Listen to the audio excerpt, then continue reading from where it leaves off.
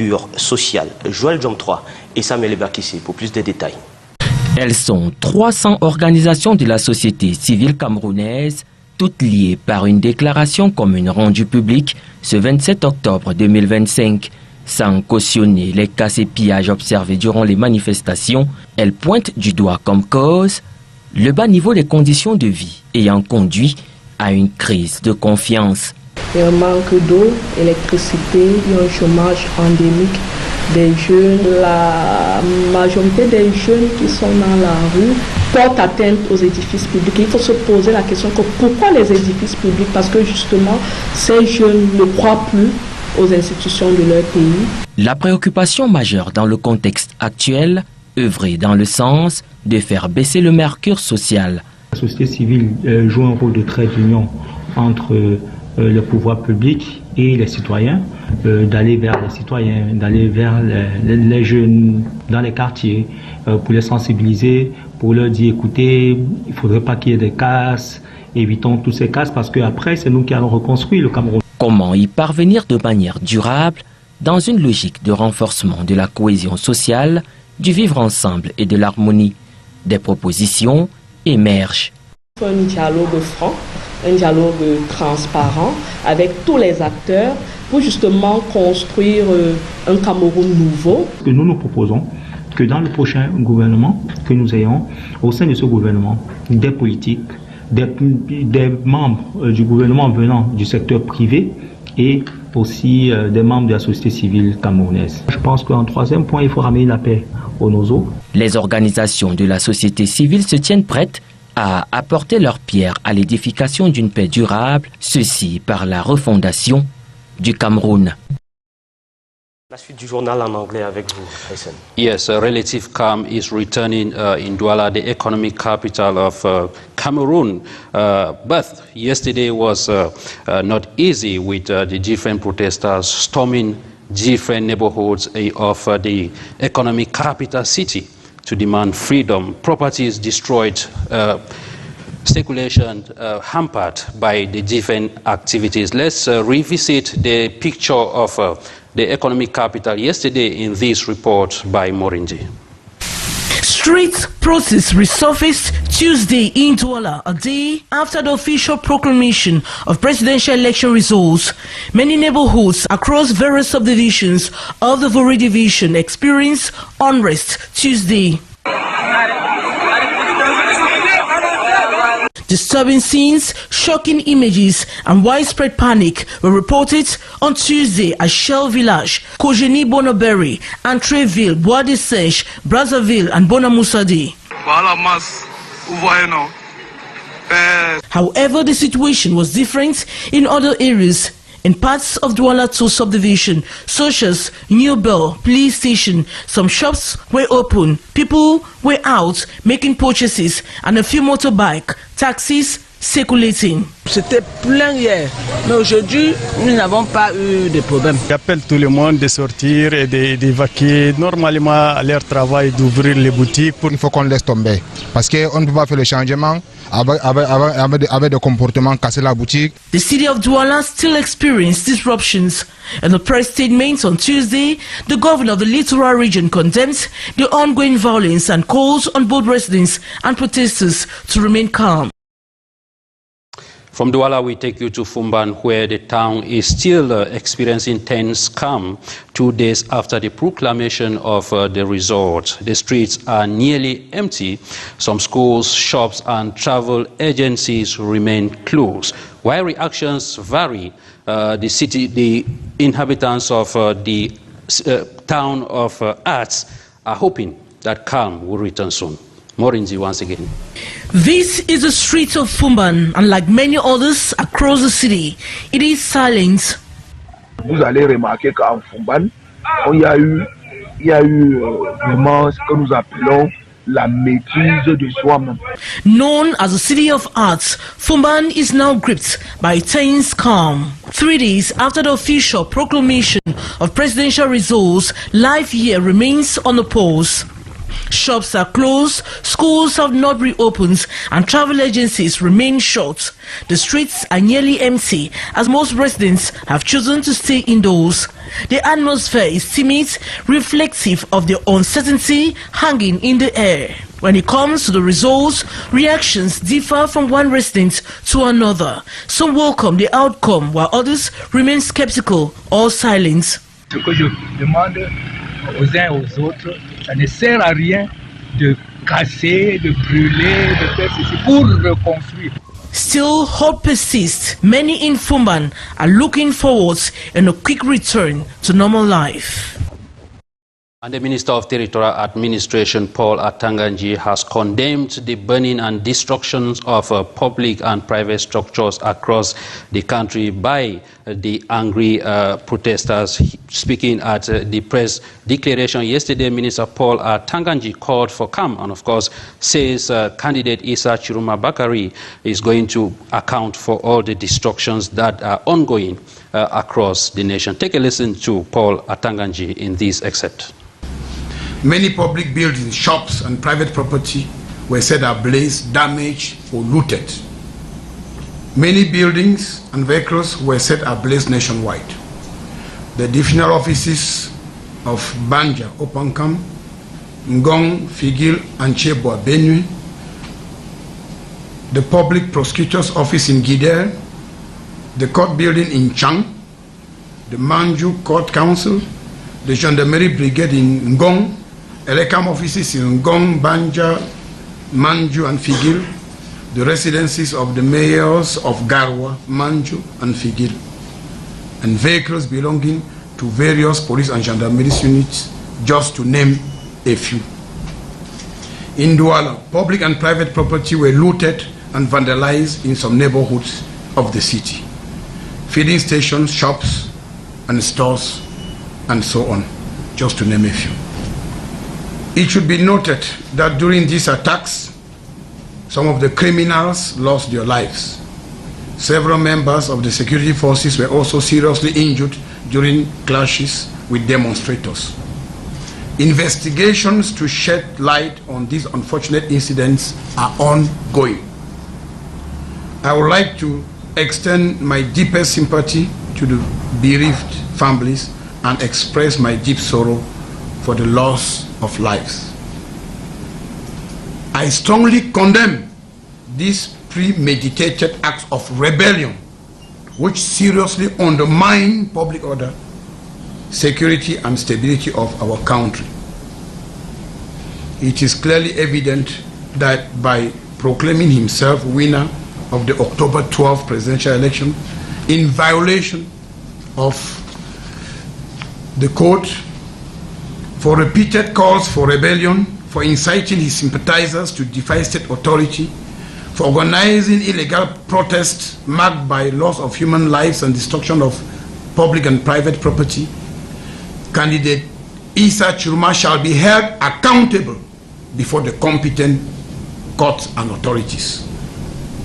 Once more, I call on everyone to be responsible, conscious and patriotic. I want to emphasize that the state will take necessary measures to maintain order, peace and tranquility nationwide. Daniel, you have the next part of the news. Justement, Aysen, on va à Douala où le calme revient progressivement après des violences qui se sont poursuivies jusqu'à hier. Depuis hier, justement, plusieurs zones ont été prises d'assaut par les manifestants qui réclament le départ du président Paul Biya. Plusieurs biens ont été attaqués et par peur, plusieurs habitants ont décidé donc de rester chez eux. Retour sur cette journée avec Junior Ossan et Harry Tinda. Des manifestations de rue à Douala reprennent surface au lendemain de la proclamation officielle des résultats de l'élection présidentielle. De nombreux quartiers, dont plusieurs arrondissements du département du Vori, connaissent des troubles ce mardi 28 octobre 2025. Des scènes et de la panique se sont emparés ce jour des quartiers Shell Village, Eugénie Bonabéry, Entrébille, Bois des Singes, quartier Brazzaville et aux enclavures de Bonamoussadi. Voilà masse, vous voyez non. Le spectacle est plutôt différent ailleurs. comme dans ce quartier, dans l'arrondissement de Douala 2e, Nubel Commissariat. Quelques boutiques sont ouvertes, les populations font des achats et les mototaxis circulent. C'était plein hier, mais aujourd'hui, nous n'avons pas eu de problème. On nous a laissé s'asseoir jusqu'à l'heure-ci. J'appelle tout le monde de sortir et d'évacuer normalement à leur travail, d'ouvrir les boutiques. Il faut qu'on laisse tomber. Parce qu'on ne peut pas faire le changement avec des comportements, casser la boutique. Toutes nos excuses pour la qualité de cet élément. À Garoua, le maire a échappé de justesse à un incendie de ses résidences. Les autorités confirment qu'il est sain et sauf l'incident survient alors que la ville retrouve progressivement son calme. Les activités ont repris dans les marchés ainsi que dans les quartiers du chef-lieu de la région du Nord. Des détails avec Lil Piediou et Aïssatou Bouba. Garoua, les habitants ont repris leurs activités ce mardi matin. Les commerces sont ouverts. Les marchés de la ville accueillent vendeurs et clients.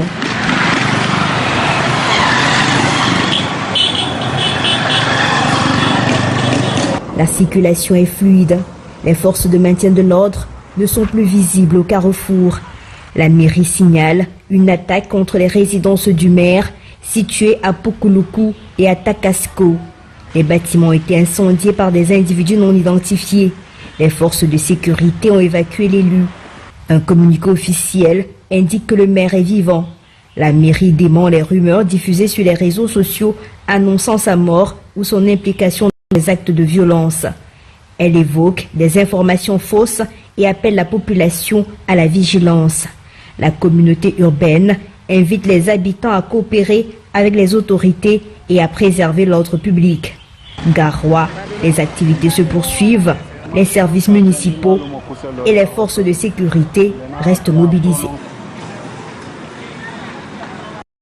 Et les réactions continuent de fuser après la proclamation des résultats de la présidentielle du 12 octobre dernier. L'Union européenne salue le processus tout en exprimant sa préoccupation face aux violences post-électorales, tandis que Bruxelles appelle au dialogue et au respect des droits humains. La réaction des acteurs politiques nationaux, aussi entre contestations, appelle à la réforme et soutien au président réélu Paul Biya, Lil Piediou et Rangoufo.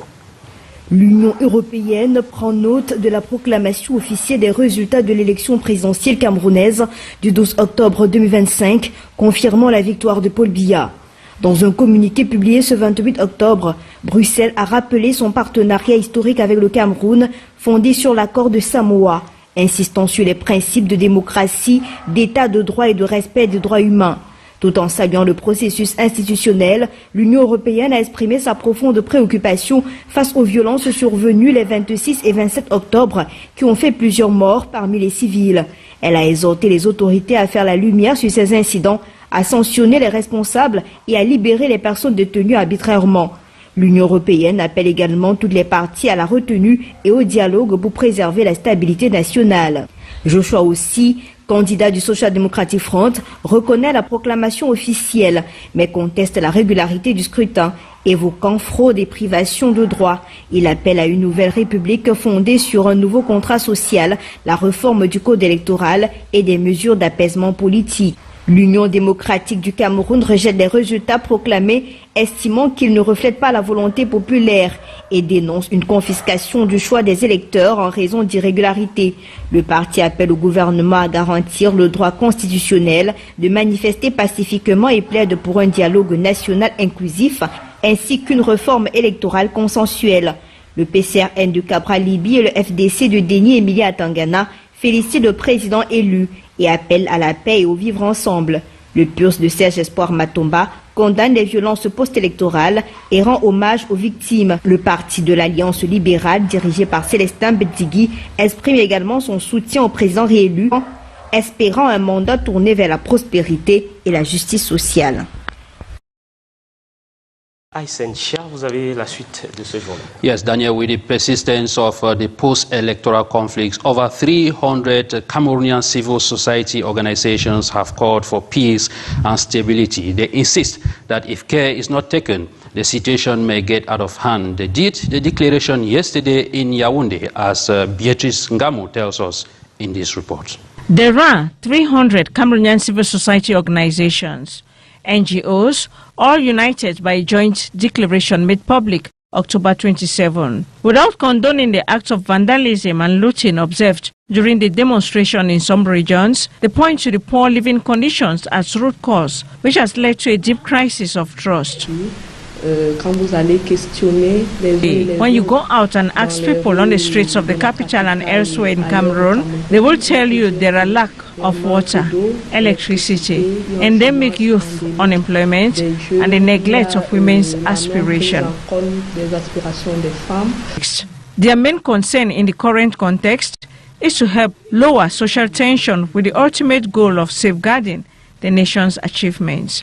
In the face of such rising tension, there is need for paternalistic attitude to say we have understood and this is what we'll do urgently to calm the situation. How can this be achieved in a lasting way? Through efforts aimed at strengthening social cohesion, peaceful coexistence, harmony, and social dialogue.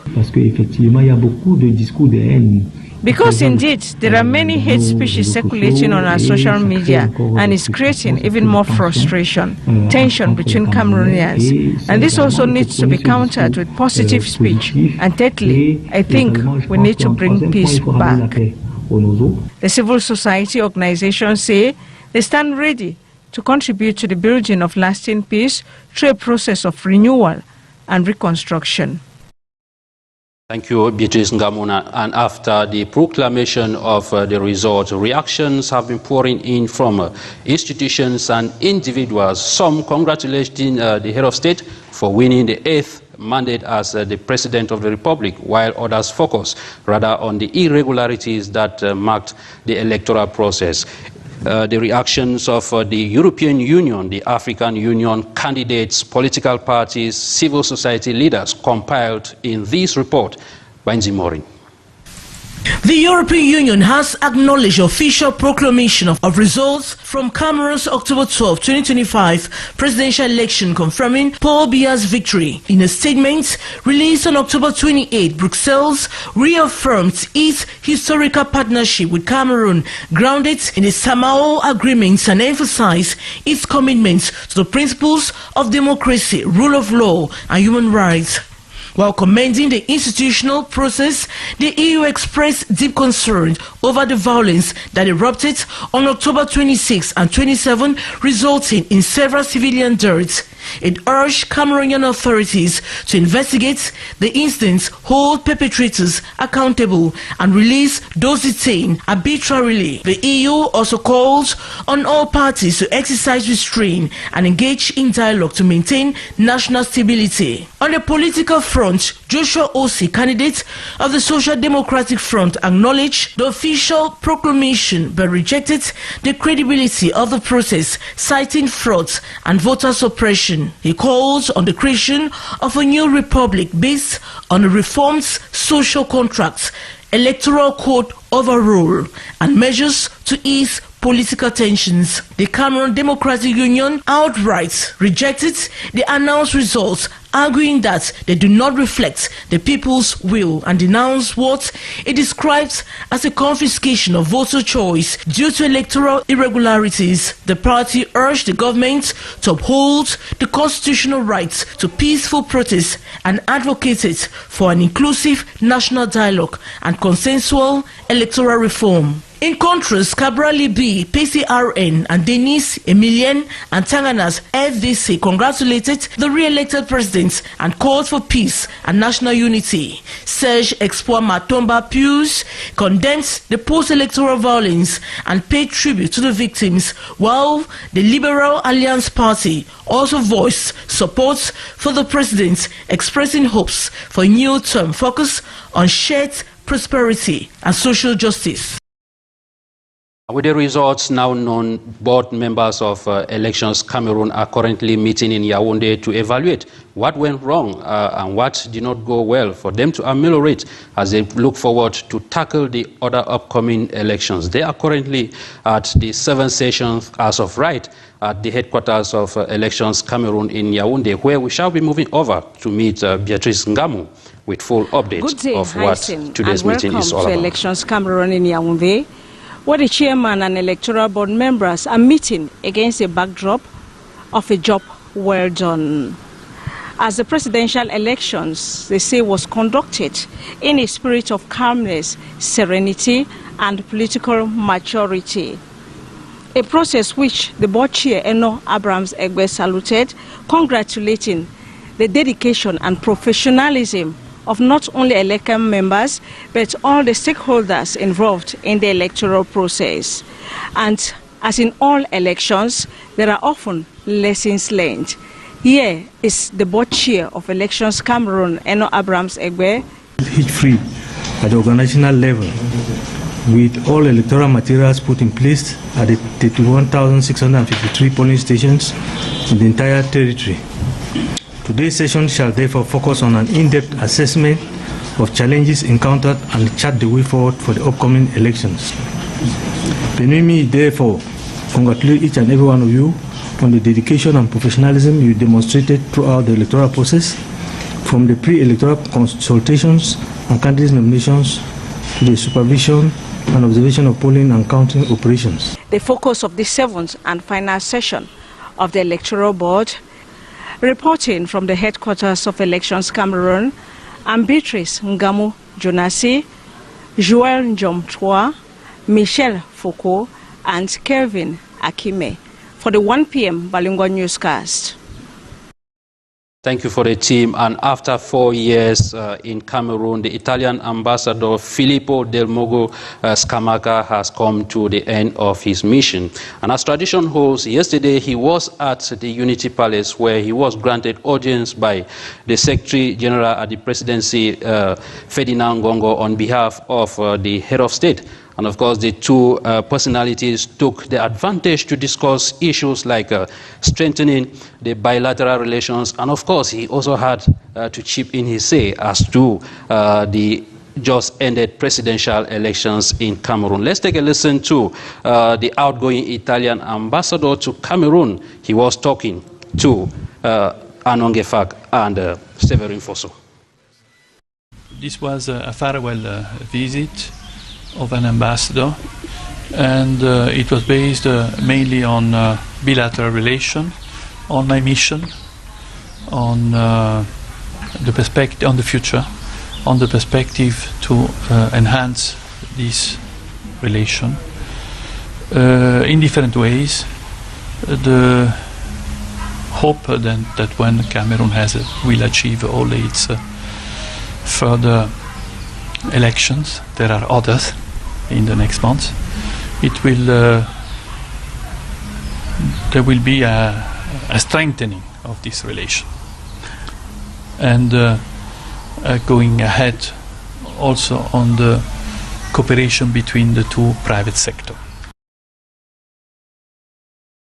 Daniel, we talk the Lionesses before we draw the curtains of this newscast. Et c'est en sport. Coup dur pour les Lions indomptables du football. Elles ne verront pas la CAN féminine 2026 prévue au Maroc, battue à domicile hier à Douala par l'Algérie. Les filles de Jean-Baptiste Bissek échouent pour la deuxième fois de suite aux portes de la qualification.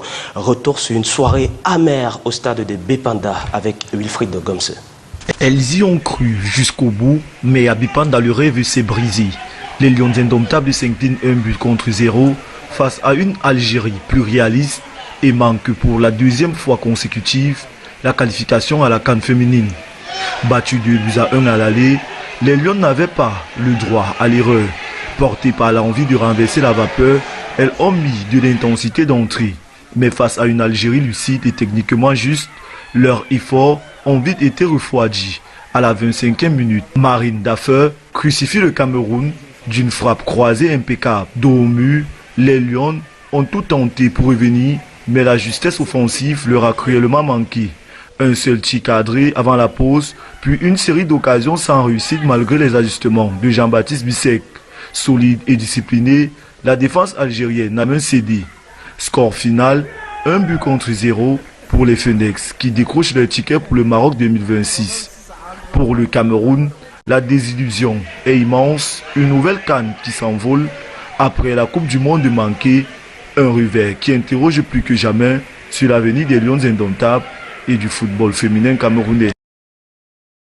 Et c'est la fin de ce journal préparé par l'ensemble de la rédaction, journal bilingue. Merci de l'avoir suivi, Aysen. We are drawing the curtains of these newscasts. Stay tuned on programs on Canada International as the next news edition will be coming up at 6:15 with Beatrice Ngam.